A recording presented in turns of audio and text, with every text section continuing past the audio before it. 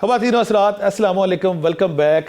یقیناً آپ بہت انجوائے کر رہے ہوں گے اور میری روح تو کتنا جھوم رہی ہے اور کسی اور کیفیت میں، کسی اور سرور میں، کسی اس ایک عجیب سی مستی کا عالم ہے۔ اور صاحبزادہ صاحب جو ہیں، ان سے جو معرفت کے موتی ہم چن رہے ہیں، ہماری خالی دامن وہ بھری جا رہے ہیں۔ تو صاحبزادہ صاحب بریک کے بعد ہم پھر ایک اور طرف آتے ہیں کہ واصف صاحب صوفیانہ رنگ کے بہت سارے رنگ ہوتے ہیں، ان کی شخصیت میں جو غالب رنگ صوفی تھا وہ کون سا تھا؟ ایک دفعہ آپ نے فرمایا کہ مجھ سے پوچھا گیا تھا کہ بتاؤ کیا چاہتے ہو، تو کہتے میں نے مانگ لیا کہ یا مجھے صاحب قلم بنائیں یا مجھے صاحب زبان بنائیں۔ تو کہتے ہیں وہ آواز یہ آئی تھی کہ جاؤ تمہیں دونوں دیے۔ سبحان، بڑا کم لوگوں کو نصیب ہوتا ہے۔ تاریخ کا دامن آپ اٹھا لیں، ہاں، تصوف کی بڑی سے بڑی کتابیں اٹھا لیں، کوئی لکھاری ہے، کوئی بات کرتا ہے۔ یہ شاید تاریخ میں امتزاج، یہ مرکب، یہ پہلی دفعہ ہوا ہے کہ زبان بھی اور قلم بھی۔ کیونکہ یہ بات اشفاق صاحب نے بھی ایک محفل میں کی، ان کو ویسے سمجھ نہیں آتی ہے کہ آپ بولتے اچھا ہیں یا لکھتے اچھا ہیں۔ یہ بڑے کم لوگوں کو سمجھتا ہے، بڑے کم لوگوں کو۔ تو وہ جب ابھی الحمدللہ کہ آپ کی محافل جو ہے وہ آڈیو کیسٹ کی شکل میں یوٹیوب پر بھی موجود ہیں، ڈفرینٹ پلیٹ فارم پہ بھی ہیں، تو وہ کبھی آپ اس محفل کو لگا کے بیٹھ کے سنیں نا کہ سرکار ویسے صاحب کیا فرما رہے ہیں اور کس طرح سے وہ آپ کی روح کو دھیڑ کرا دیتی ہے، ہاں، خوشبو اندر تک جاتی ہے۔ اور وہ ایسے نا ایک ایک فقرہ اتنا طاقتور آتا ہے کہ جیسے آپ کو فقیر ہی بنا دے۔ ایک ایک فقرہ فقیر بنانے کے لیے کافی ہے، میں سمجھتا کاشف بھی میں نے پہلی دفعہ جب سلوک کا سفر بنا تو میں نے جب امام غزالی رحمۃ اللہ علیہ کا وہ فقرہ سنا نا کہ جب خدا کی کسی انسان پہ پہلی تجلی وارد ہوتی ہے تو وہ خاموش ہو جاتا ہے، گوشہ نشینی اختیار کرتا ہے، وہ خاموشی کی طرف جا جاتا ہے۔ تو واصف صاحب بھی کسی اسی واردات کا لگتا ہے حصہ بنے جو انہوں نے خاموشی پہ پھر بہت سی بات کی۔ خاموشی کے بارے میں یہ کب آیا دور ان پہ؟ خاموشی کا دور جی یہ وہی دور تھا، یہ کالج کا نابا روڈ کا دور تھا۔ کالج اپنے اختتام پذیر پر تھا، کچھ سرکاری طور پہ کالج کی بلڈنگ کے بارے میں کچھ شروع ہو گیا تھا کہ بھئی اب یہ اس کو ختم کرنا ہے۔ تو اس وقت آپ ایک کمرے میں بیٹھ گئے تھے اور نہ فون سنتے تھے نہ ملاقات کرتے تھے، کسی ایک سے ملاقات تھی آپ کی کہ بس جس کو میسیج دینا ہوتا تھا۔ اور اس بے خبری میں بھی کیا خبر کا عالم تھا، تو جو گوشہ نشینی، خلوت گزینی، ہاں، کہ آپ بتا دیتے تھے کہ بھی ابھی فلاں ایک شخص آئے گا، اس کو یہ تم نے یہ چیز دینی ہے اور وہ چلا جائے۔ یہ عرصہ کتنا عرصہ ان پہ رہا؟ یہ بہت زیادہ عرصہ نہیں رہا، 6 ماہ تو رہا ہے جی، کم از کم جی ہے۔ جب بندہ پہاڑ پہ جاتا ہے، کوئی طور پہ جاتا ہے، غار راہ پہ جاتا ہے، جنگلوں میں جاتا ہے، صحراؤں میں جاتا ہے، دنیا سے ڈسکنیکٹ ہو کے معرفت کو اپنے رنگ پہ طاری کرتا ہے، یہ وہ دور تھا جی، وہی دور ہوتا ہے۔ اس کے بعد پھر اب شاہ، ہاں، پھر اس کے بعد جو تھا نا جی وہ پھر 6 مہینے تک ان پہ یہ حالت رہی، کیونکہ ٹیچر تھے اور بولنے کے فن سے وہ بخوبی آگاہ تھے۔ یہ اپنا انارکلی کے بالکل باہر ایک وہ ہال ہے، اس کو کیا کہتے ہیں، ایس ایم نہیں، وائی ڈی اے نہیں، وائی ڈی اے جو ہے وہ ہال کا نام مجھے ابھی بتا دوں گا۔ تو سرکار ویسا وہاں پہ نا بی اے کی انگلش کی کلاس لیا کرتے تھے، تو کافی بڑا وہ ہال ہے۔ تو وہ صبح سے لے کر رات تک میں آپ نے بی اے کا کورس ان کو نا ایسے گو تھرو کروا دینا۔ اکیڈمی ٹائپ بنائی ہوئی تھی، کالج تھا، لاہور انگلش کالج۔ ٹھیک ہے۔ تو وہ تمام بچوں کی جتنے بھی کلاسز ہوتی تھیں نا، پیپر سے پہلے وہاں پر ایک 2 دن کا 3 دن کا آپ کا وہ سیشن ہوتا تھا جس میں آپ پوری بی اے کی انگلش پڑھا دیا کرتے تھے۔ تو کہتے ہیں کہ اس وقت بھی میرا ایک ہوتا تھا کہ شارٹ سٹوری لکھنی ہوتی تھی بی اے میں۔ کہتے ہیں short story is that which is a story which is short. Short بڑا آدمی۔ اب وہ کہتے ہیں یہ انداز جو تھا نا تو وہ تھا۔ اب جب گفتگو آئی، کتابیں لکھنی شروع کی تو فرمودات لکھنے شروع کی آپ نے، تو فرمودات میں بھی یہ چیز پھر بڑی واضح نظر آئی کہ یہ والا آپ کا جو سٹائل تھا نا کہ خوش نصیب انسان وہ ہے جو اپنے نصیب پہ خوش ہے۔ تو یہ ایک جو ہوتی ہے نا چیزوں کی، کسی چیز کو چھوٹا سمجھنے کے لیے ضروری ہے یا اسے دور سے دیکھا جائے یا غرور سے دیکھا جائے۔ سبحان اللہ، سبحان، غرور سے دیکھا جائے، غرور سے دیکھا کتنی بڑی بات ہے۔ ہاں جی، ہاں، ان کی زبان میں جو درد اور اثر پذیری آئی اور جو جب وہ لفظوں میں وہ کاٹ، لفظوں میں وہ گداز، وہ نرمی، وہ ساری آئی کہ اگلے کا رخ بدل جاتا تھا۔ یہ کس حد سے یہ واقعہ کہ وہی جو 6 مہینے خاموش رہے؟ جی، یہ جو خاموشی رہی نا جی، اس کے بعد پھر آپ نے وہ بلڈنگ ختم ہو گئی 81 میں جی وہ بلڈنگ ختم ہو گئی. ٹھیک ہے. اور پھر آپ نا گھر تھا ہمارا گلشن راوی میں. ٹھیک ہے. تو وہاں پر بھی ایک بہت بڑا ہال تھا, تو آپ نے باہر بورڈ لگا دیا لاہور انگلش کالج کا, اور ہال کے اندر کرسیاں لگا دی. ٹھیک ہے. کہ اب یہاں پہ شروع ہوگا جی, کالج شروع ہوگا. اسی رات کو طوفان آیا, اور اتنا شدید طوفان کہ وہ جو لاہور انگلش کالج کا جو بورڈ لگا ہوا تھا نا, بورڈ کے تو پرخچے اڑ گئے جس کو بولنا چاہیے, مطلب فیتی ہو گیا جی وہ بورڈ. اور صبح جب اٹھے نا تو وہ بورڈ اس حالت میں تھا کہ ریپیئر بھی نہیں ہو سکتا تھا. تو آپ نے کہا کہ اب اللہ کی طرف سے حکم آ گیا, آج سے کالج بند. تو میں نے اپنے ٹوٹتے ہوئے ارادوں سے, ہاں میں نے اپنے ٹوٹتے ہوئے ارادوں سے رب کو پہچانا ہے. تو کچھ کر رہا ہے. ہاں بالکل. تو رب کچھ کر رہا ہے. اچھا اچھا اچھا. وہ وہاں انہوں نے فیصلہ کیا کہ اب یہ بات نہیں بننی انشاءاللہ. اچھا واصف صاحب بھی جنگ کی بات کرتے ہیں, اکثر ان کی تحریروں میں بڑا ذکر آتا ہے کہ واصف صاحب کے نزدیک انسان کی سب سے بڑی جنگ کس کے خلاف ہے؟ آپ اس میں نا انسان کی ایک طاقت کو بہت زیادہ اپریشیٹ کرتے تھے. آپ کہتے تھے کہ سب سے بڑی قوت برداشت ہے. آپ کہتے برداشت کرنا سیکھو, معاف کرنا سیکھو, لوگوں کو گنجائش دینا سیکھو. اور برداشت کا تو یہ لیول میں نے آپ کے دیکھا ہے کہ کچھ 2 باتیں مجھے اگر پتہ لگ جائیں گی تو میں تو کسی کو کھانسنے بھی نہیں دیتا. تو سرکار ویسے صاحب اتنی چیزیں لے کے بیٹھے ہوئے تھے, اور کس طرح سے وہ جہالت کو سن رہے ہوتے تھے اور اس کو ریکٹیفائی کر رہے ہوتے تھے. یہ بڑی اہم بات آپ نے کی کہ جاہل بندہ, پڑھے لکھے بندے کے پاس جب اپنا علم و معرفت کا نام نہاد سمندر ابال رہا ہوتا ہے, اور جو بندہ ساتھ ہی جانتا ہو کس کرب اور کس تکلیف سے گزرتا ہے, اور اس کی جو ہے نا شائستگی اور بھرم جو وہ ویسے ہی بیٹھا ہوا ہے, اس کو شرمندہ بھی نہیں کر رہا, بہت مشکل کام ہے. ایک سرکار کا مضمون آیا نا, تو ہمارے چودھری ریاض صاحب تشریف لائے, تو انہوں نے کہا کہ سرکار کیا آگہی ہے, کیا وزڈم ہے اس مضمون کے اندر نا. تو آپ نے کہا ریاض, جتنی بڑی آگہی ہوتی ہے اتنا بڑا کرب بھی ہوتا ہے. اتنا بڑا کرب بھی ہوتا ہے جاننا. ہاں آپ نے کہا یہ آسان ہے کہ تم جانتے ہو کہ یہ تمہیں چھری مارنے ہے, اور حکم یہ ہے کہ تم نے بتانا نہیں ہے اسے. سبحان اللہ. تو آپ کہتے ہیں جو طاقت ہے نا وہ برداشت میں ہے. اگر تو تم ہلکے ہوگے تو بول دو گے, گہرے ہوگے سنبھال لو گے. واصف صاحب اپنی تحریروں میں اکثر ذکر کرتے ہیں صبر اور شکر کا. تو کاشف بھی صبر اور شکر عام انسان اپنی زندگیوں میں کیسے لائے, اور واصف صاحب کا واضح مقصد صبر اور شکر کے حوالے سے کیا پیغام تھا؟ دیکھیں سرکار ویسا فرماتے ہیں کہ صبر کا نام سنتے ہی نا آپ کو ایک تکلیف کا احساس بھی ساتھ میں پیدا ہوتا ہے کہ کسی آفت ہے, کوئی بیماری ہے, کوئی تکلیف ہے آپ کے ساتھ, جس کے اوپر آپ نے صبر کرنا ہے. جس کے اوپر صبر کرنا ہے آپ نے. صبر کیا ہے؟ کسی تکلیف کو برداشت کرنے کا نام خاموشی سے صبر ہے. چیخو پکار نہیں کرنی. چیخو پکار نہیں ہے, وہ تو پھر واویلا شکوے شکایتیں نہیں ہیں. شکوے شکایتیں نہیں ہیں. وہ اینگل ایسا بدلتے تھے کہ آپ کو بات سمجھ میں آ جاتی تھی کہ یہ جس بات کے اوپر میں اتنا سارا واویلا مچا رہا ہوں, یہ تو کوئی بات ہی نہیں ہے. اللہ کی مرضی, اپنی مرضی اور اللہ کی مرضی میں فرق کا نام غم ہے. اپنی مرضی اور اللہ کی مرضی میں فرق کا نام غم ہے. مرضی قریب کر لو, غم ختم ہو جائے گا. مرضی قریب کر لو, مرضی قریب کر لو. جی وہ جنہ دکھاں تے دل بر راضی, انہاں تو سکھوارے, دکھ قبول محمد بخشا راضی رہن پیارے. واصف صاحب عقل اور عشق پہ بڑا خوبصورت بیان کرتے ہیں, تو ہمارے دیکھنے والے یقیناً آج آپ کی صحبت سے فائدہ اٹھائیں گے. یہ عقل اور عشق پہ جو بولتے تھے, کیا ان کی لاجک یا کیا اس پہ دلیل تھی ان کی؟ آپ کہتے تھے کہ عقل بہت اچھی ہے لیکن اس کی ایک لمٹ ہے, عشق کی لمٹ کوئی نہیں ہے. آپ کہتے تھے عقل کی ایک لمٹ ہے, ایک لمٹ ہے, اور وہ لمٹ آپ نے بتائی. آپ نے کہا عقل کی انتہا حیرت ہے.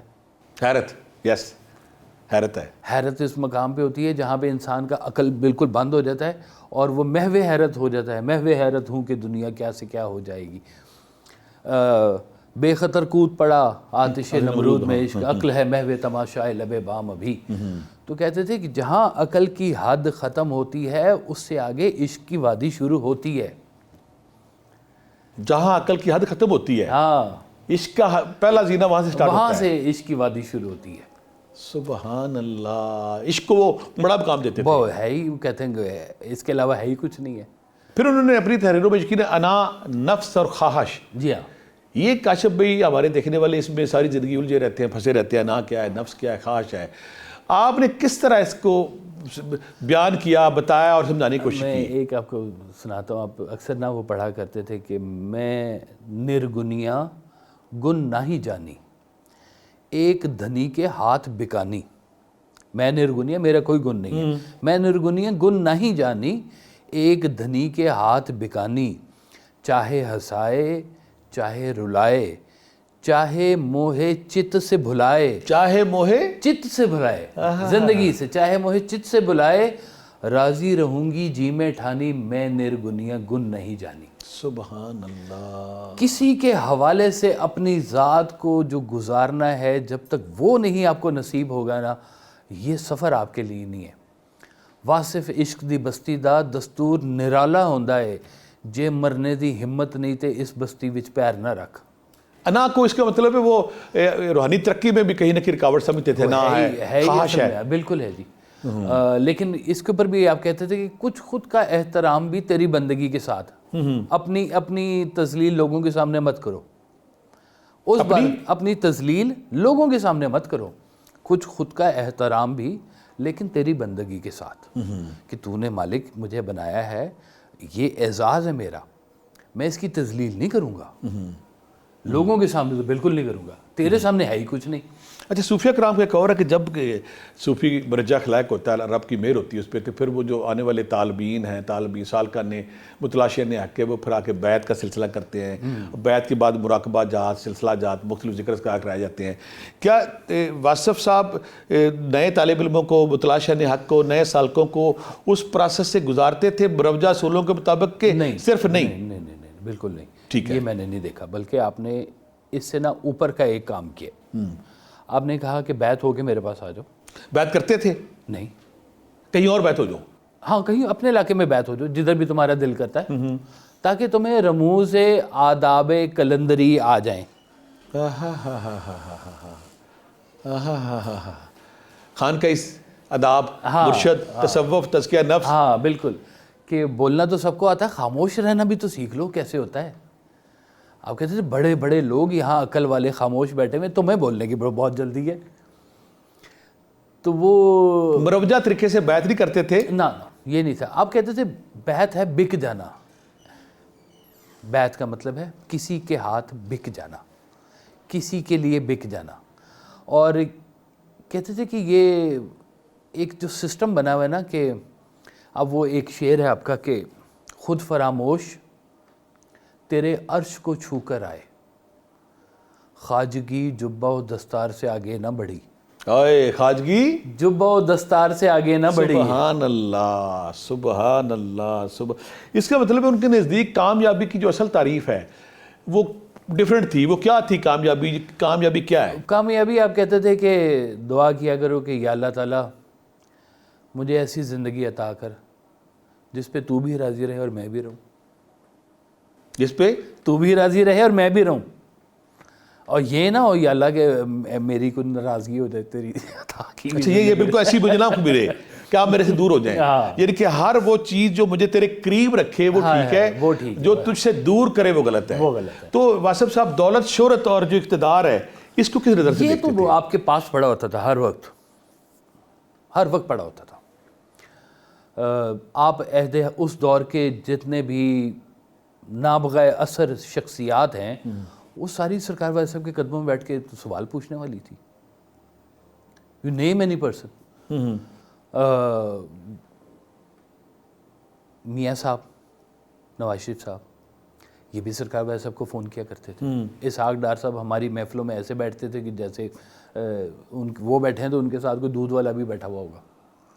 ایسے بھی محفلوں میں آ کے بیٹھتے رہے ہیں جوانی میں، ظاہر ہے. ہاں، اس وقت بھی وہ ماشاءاللہ ٹینری شینری کے مالک ہوا کرتے تھے. اور ان کے گھر پہ بہت ساری محافل ہوئی ہیں. ریاض لالی صاحب کے گھر پہ، حنیف رامی صاحب کے گھر پہ محفل ہوئی، اجاز بٹالوی صاحب کے گھر پہ، ضیاء شاہی صاحب کے گھر پہ محفل، اشفاق صاحب کے گھر پہ محفلیں ہوئی ہیں. بے بحال لوگوں کے گھر پہ محافل ہوئی ہیں. یہ سوال جواب کی جس سے لوگ ترلے کرتے تھے کہ جی اگلی محفل کی اجازت دیں کہ ہمارے گھر پر ہو. میلاد شریف اور قوالی کا جو اہتمام کرتے تھے وہ سالانہ بیس پہ ہوتا تھا، ماہانہ نہیں، ہمارا بیس؟ نہیں ہوتا تھا. وہ نہیں تھا؟ نا بالکل نہیں تھا جی. ہمارے گھر پہ کبھی بھی لاہور میں قوالی نہیں ہوئی. تو قوالی کہاں سنتے تھے یہ؟ خوشاب میں, کیونکہ وہ دادا جی کی روایت تھی. وہ سالانہ بیس پہ جاتے تھے؟ نہیں, وہ سالانہ بیس پہ نہیں ہوتی تھی, وہ کوئی ایونٹ پہ اکٹھے ہوئے ہیں سارے, تو وہاں پر آپ نے بیٹھ کے قوالی سن لی ہے. لیکن کہتے تھے کہ قوالی سننی ہے نا تو ذرا فیصلہ کر لو پہلے, کیونکہ یہ کال ہے بڑا, اور بڑے کال کو سننے کے آداب بھی بڑے ہوتے ہیں. 3 دن کا فاقہ ہو, روٹی کھل جائے اور ادھر قوالی شروع ہو جائے, اور دل کر کے قوالی سننی ہے تو جائز ہے, جاؤ سن لو. مجھے جو آج میرے لیے بڑی ایک چشم کشا بات سامنے آئی کہ جب بھی کوئی انسان شہرت اس پہ پھیلتی ہے تو برجا خلائق ہوتا ہے, انسان ہجوم اس کے دروازے پہ آتے ہیں, تو وہ بیعت کے ذریعے نا غلاموں کی فوج بھرتی کرنی شروع کر دیتا ہے. ان کی بے نیازی کا عالم دیکھیں کہ لوگ کھڑے تھے کہ ہمیں بیعت کریں, ہمارے وسائل, ہماری دولت, ہماری زندگیاں آپ کی غلامی میں آنے کو تیار ہیں. کیا لیول تھا ان کا, عشق الہی کا, قرب الہی کا, کہ نہیں. ایک دن آپ نے فرمایا محفل میں, آپ نے کہا کہ تمہیں پتہ میں کیا کرتا ہوں, میں تمہارے نام اس بڑے رجسٹر میں انٹر کروا دیتا ہوں. بڑا رجسٹر. تو یہ میرا بھی سوال پیدا ہو گیا کہ میں تو اس محفل میں نہیں بیٹھا ہوا تھا جس محفل میں یہ بات ہوئی ہے, میں نے تو آڈیو میں سنی. تو میں نے آڈیو میں سنی تو میں نے, سرکار کا وصال ہو چکا تھا اس وقت, تو میں آپ کے مزار مقدس پہ چلا گیا. میں نے کہا جی یہ بات مجھے سمجھ نہیں آئی کہ میں تمہارا نام اس بڑے رجسٹر میں لکھوایا. تو کون سا بڑا رجسٹر ہے؟ بچپن کا جیسے سوال ہوتا ہے میں نے ویسے سادگی سے پوچھ لیا آپ سے. تو اس رات کو آپ تشریف لائے اور آپ نے آ کے مجھے بتایا کہ یہ ہے بڑا رجسٹر, یہ مدینہ شریف میں پڑا ہوا ہے, یہ سرکار کے غلاموں کا رجسٹر ہے. سبحان اللہ. واصف صاحب نے جو خواجہ ملن کی رات, اگر آپ جی ہاں, ہم پہ کرم کریں, ہم پہ احسان کریں, تو اگر 2 بول ان کے, یہ کس دور میں انہوں نے لکھا, اور جو چشتی ہے وہ تو ذبح ہو جاتے ہیں, ان کے اندر بار سے ان کا تضاد ختم ہو جاتے ہیں, اور یہی وہ لمحہ انہیں رب کے قریب لے جاتا ہے. اگر آپ 2 بول دے تو ہمارے لیے بہت بڑی سعادت کی بات ہوگی. کچھ یاد ہے مجھے کہ خواجہ ملن کی پیاس ہے دل میں, نینوں میں برساتے ہیں, تنہائی کے چپ آنگن میں میری ان سے باتیں ہیں. خواجہ میرے کا راز نرالا, خواجہ ملے تو رین اجالا, جگت بنا جگ گھور اندھیرا, مجھ پاپن کی ماتیں ہیں. اور وحدت کثرت عین حقیقت, ہر چہرے میں ایک ہی صورت, ہر چہرے میں ایک ہی صورت. دوبارہ پھر وحدت کثرت عین حقیقت, ہر چہرے میں ایک ہی صورت, دولہا ہے اجمیر نگر کا, گھر گھر میں باراتے ہیں. سبحان اللہ, سبحان اللہ. واصف اس کی پریت نرالی, اس کی انوکھی ماتیں ہیں. سبحان اللہ.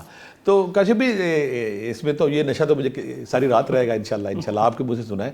ان کی شاعری اور جو بنیادی پیغام انسان دوستی تھا, انسان محبت تھا, معاشرے کے طبقاتی تضاد کو دور کرنا تھا. میں اگر کہوں نا کہ 3 میں اس کے بناتا ہوں جی, کہ آپ کہتے تھے میں تمہیں ایک نسخہ کیمیا بتاتا ہوں. سبحان اللہ. عبادت اللہ کی, محبت سرکار دو عالم صلی اللہ علیہ وسلم کی, عبادت اللہ کی اور محبت سرکار دو عالم صلی اللہ علیہ وسلم کی, اور خدمت انسان کی. خدمت انسان کی, یعنی کہ ان کی زندگی کا اڑنا بچھوڑنا حضرت انسان کی خدمت تھی. خدمت تھی جی, کہ عبادت اللہ کی کرو, محبت سرکار دو عالم صلی اللہ علیہ وسلم کی طرف منسوب کرو, اور خدمت کرو انسان کی. تو یہ ایک مکمل نسخہ کیمیا ہے. سبحان اللہ. کیونکہ دنیاوی کامیابیاں تو پڑی ہوتی تھیں آپ کے قدموں میں. یہ بے نیازی کی جو انہوں نے ماشاءاللہ ان پہ کرم تھا, بے نیازی کی چادر اڑی ہوئی تھی, یہ بے نیازی ساری زندگی رہی ان پہ. ہاں جی, ساری زندگی رہی جی, الحمدللہ جی. آخری پیغام آپ کیا دینا چاہیں گے ہمارے دیکھنے والوں کو؟ واقعی چھوٹا سا اختتام سے پہلے آپ کو چھوٹا سا بتا دوں کہ ایک دن میں صبح اٹھا تو گھر کے اندر نا کوئی نئے افراد سے آئے ہوئے اور جھاڑو شاڑو دے رہے. تو میں نے پوچھا کہ جی یہ کون لوگ ہیں, ہمارے گھر میں جھاڑو کیوں دے رہے ہیں؟ تو آپ نے کہا وہ چیف منسٹر صاحب نے آ جانا ہے ملنے کے لیے. چیف منسٹر صاحب میاں صاحب تھے جس وقت. میں کہا اچھا. تھوڑی دیر بعد, گھنٹے کے بعد میں نے دیکھا تو سب غائب, کوئی بندہ نہیں ہے. میں نے کہا جی وہ کدھر چلے گئے ہیں؟ انہوں نے کہا جی وہ میں نے پروگرام کینسل کر دیا, میں ان کو ملنے کے لیے فلاں جگہ پہ جا رہا ہوں. میں نے کہا جی لوگ تو کہتے ہیں ہمارے گھر پہ آئیں, بڑے بڑے لوگ آئیں. وہ کہتے ہیں بات سنو، ابھی تو وہ مجھ سے کام لینے کے لیے آ رہا ہے، اس کو مجھ سے کام ہے، ملنے کے لیے آ رہا ہے، تو اگر میرے گھر آ گیا تو میں فائلیں اٹھا کے اس کے پیچھے بھاگتا پھروں گا۔ سبحان اللہ، سبحان اللہ، اللہ والوں کے انداز بہت ہی نرالے ہوتے ہیں جی۔ سبحان اللہ، سبحان اللہ۔ خواتین و حضرات، اگر شہرت کو اور عزت کو اور ریسپیکٹ کو کسی نے ہضم کیا تو یہ صوفیہ کرام کی لوٹ ہے، جن کو شہرت ہضم، ان کو جب ان کے بادشاہ وقت اور معاشرے کے بااثر لوگ جھولی پلائے ان کے سامنے کھڑے ہوتے ہیں اور وہ بے نیازی سے اپنی کچی کوٹیا میں، اپنی جھوپڑی میں بیٹھے ہوتے ہیں کہ کاشف بھائی آج ہمارے پاس ہے، جو علم کا معرفت انہوں نے آج ہمیں موتی دیے، ہماری روشنی دی، یہ سلسلہ جاری و ساری رہے گا، اللہ تعالیٰ ان کو سلامت رکھے، خوش رہے۔ ہم وہ خوش قسمت ہے کہ آج ہم نے وقت کے عظیم ترین آدمی کی باتیں کی، ان کا فیض کیا، ان کا میسج لیا، ان کا پیغام لیا۔ کاشف بھائی آپ کا بہت بہت شکریہ، آپ سے درخواست ہے پھر کبھی دوبارہ اگر ہم ریکویسٹ کریں تو پھر آئیے گا تاکہ ہماری بے نور جو اندھی روحیں ہیں وہ روشنی پا سکے۔ خواتین و حضرات اپنا خیال رکھیے گا، نیکسٹ ٹائم ملیں گے اگلے پروگرام کے ساتھ۔ بہت دعائیں، بہت شکریہ، اللہ تعالیٰ آپ سب کا حامی و ناصر ہو، خوشیاں بانٹیں، خوشیاں دیں، لوگوں کے لیے آسانیاں پیدا کریں تاکہ رب آپ کے لیے آسانی کرے۔